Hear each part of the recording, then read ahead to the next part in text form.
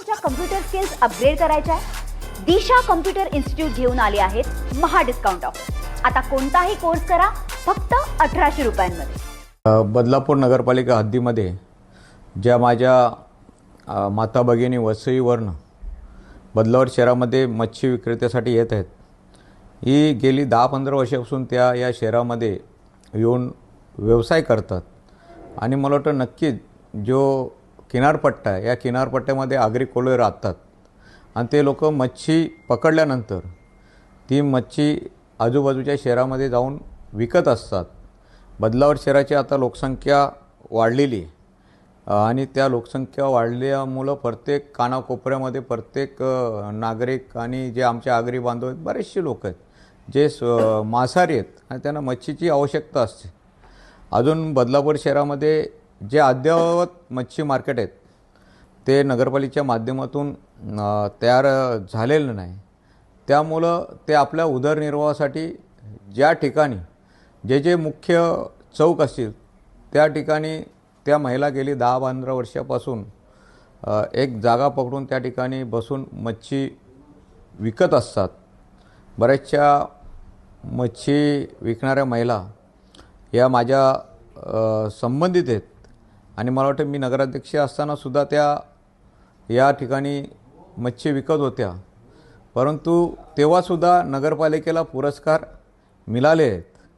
आता जो नगरपालिकेच्या नगराध्यक्षांनी सांगितलेलं आहे की आम्हाला स्वच्छ भारत अभियानामध्ये काम करायचं आहे आणि बदलापूर शहर हे स्वच्छ ठेवायचं आहे, तर मला असं वाटतं आहे की मच्छी विक्रेत्यांमुळं कुठच्याही प्रकारची या शहरामध्ये दुर्गंधी होते असं नाही आहे। की जे भूमिपुत्र आहेत, आज जरी त्या वसईवरनं इथे येत असतील, हा ठाणे जिल्हा आहे आणि ठाणे जिल्ह्याचाच एक भाग म्हणून वसई जिल्हासुद्धा या ठाणे जिल्ह्यामध्ये होता आणि समुद्र सपाटी लगतची ही गावं आहेत। मला वाटतं आता आमच्या इथल्या आदिवासी महिला असतील, त्यांनी समजा बोराटपाडा इथलं पिकवलेलं जो भाजी असेल ती बदलापूर शहरामध्येच हाणून विकणार आहेत। इकडचे मच्छीमार असतील, त्या मच्छी पकडलेल्या सुद्धा आजूबाजूच्या शहरामध्येच नेऊन त्या महिला विकणार आहेत। तर या भूमिपुत्रांवर कुठच्याही प्रकारचं या बदलापूर शहरामध्ये अन्याय होऊन देणार नाही। न्याय मिळवून देण्याचं काम शिवसेनेच्या माध्यमातून मी शिवसेनेचा शेरप्रमुख या नात्याने करणार। शिवसेना का विरोधात उतरली आहे मला माहिती नाही, कारण काय कसं आहे, जेव्हा सभागृहामध्ये सगळ्या गोष्टी डिस्कस होतात तेव्हा मंजुरी सभागृहाची असते। मी एकटी काय ठरवत नाही किंवा एकटी मी हे निर्णय घेत नाही। सभागृहासमोर मी विषय आणते, सभागृहामध्ये सगळ्या विषयांवर चर्चा होते आणि त्या अनुषंगाने मग नंतर सगळी धोरणं आखली जातात आणि नियम आखले जातात आणि हे नियम सगळ्यांच्या मतानेच असतात।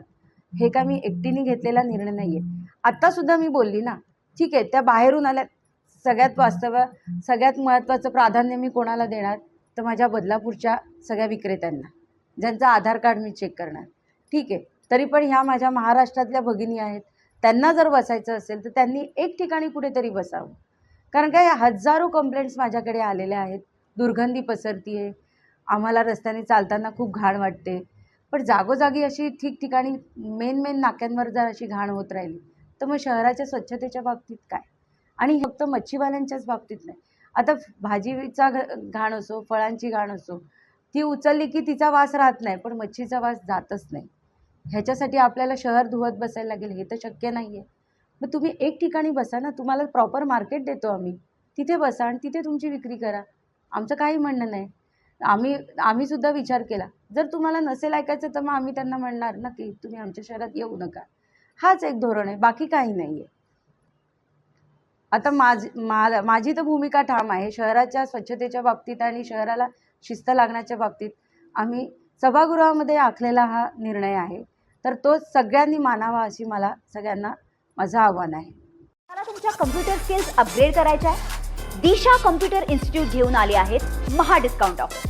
आता कोणताही कोर्स करा फक्त 1800 रुपयांमध्ये।